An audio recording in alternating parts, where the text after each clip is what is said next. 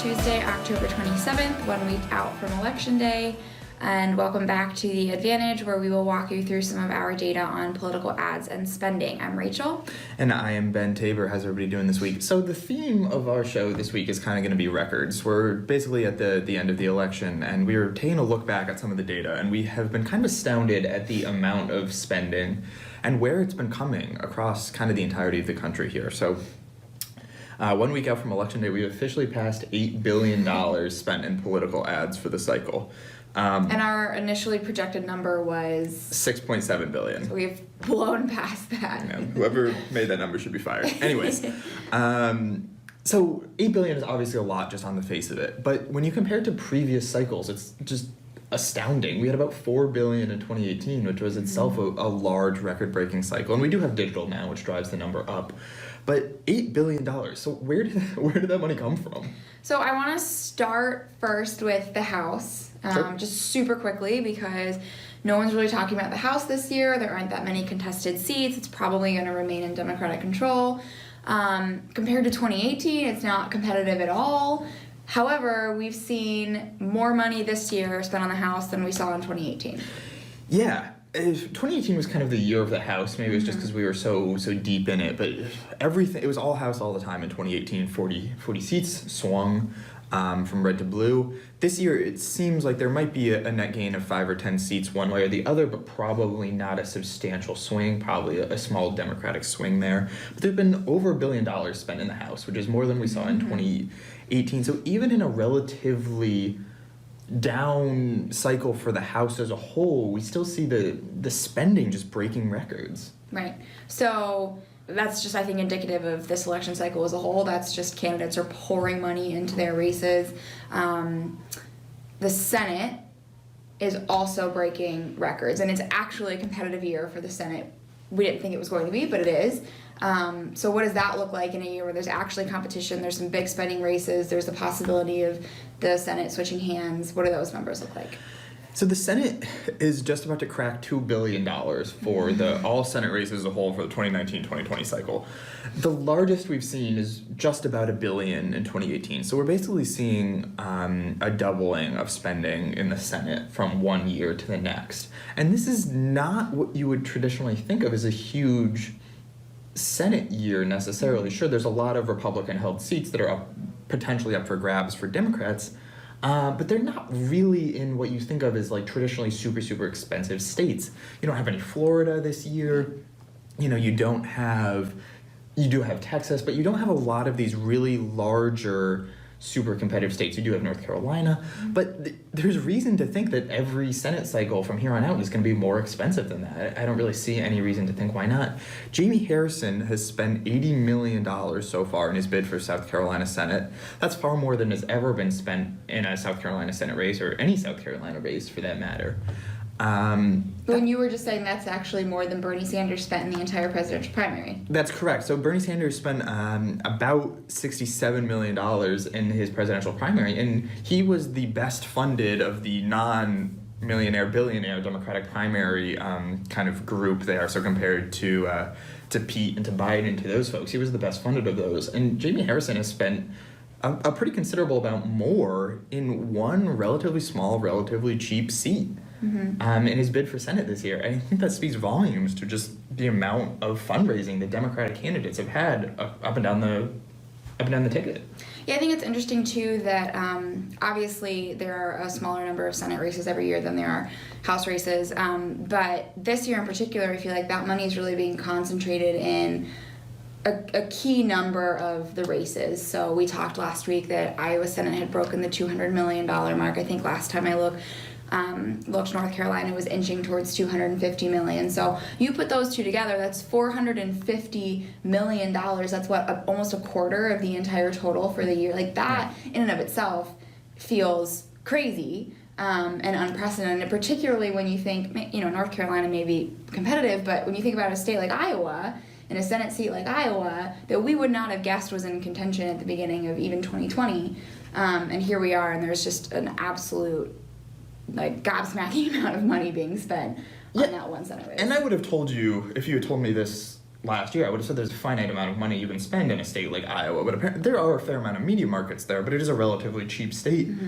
But apparently there's no limit. I mean, what could you spend in Florida in 2022? I mean, is 400 million on the table? Potentially, right? Yeah. Like, you scale up Iowa to Florida markets and prices? It seems plausible. And, you know, we haven't even got to the biggest category by far, which is the presidential Presidential. race. So we've seen just under $3 billion in that category.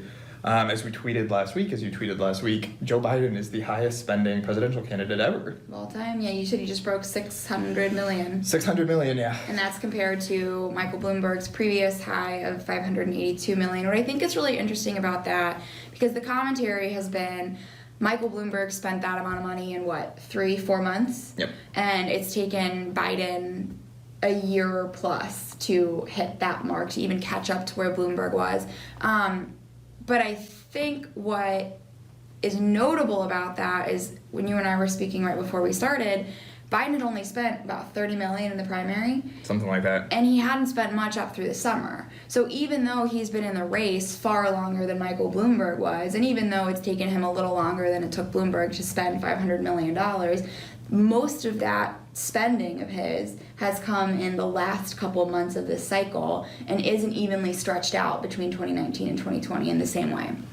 That's correct. So he passed Michael Bloomberg, who was, beginning of this year, someone we thought would never be passed in terms of presidential spending. And then Donald Trump is third all time in presidential spending. So we talk a lot about how he's at this cash deficit with Biden. And while that is true, he was one of the best funded candidates ever. He won in 2016 when he spent something like $70 million. Don't quote me on this, but I believe he spent less in 2016 than Jamie Harrison has spent already in his Senate seat. We'll have to check the numbers on that, but I believe that's the case. And he won that year, obviously. So I do understand why his camp is like, we raised a lot of money, we've spent it in, you know, relatively the right states. There's no reason why we can't win. And I mean, that's certainly the case. If he spent close to 5 times as much as he did in 2016. Yeah. You would expect that'd be enough to be in contention, even if he's kind of getting blown out of the water by Biden. Historically, he's one of the better fundraising candidates ever.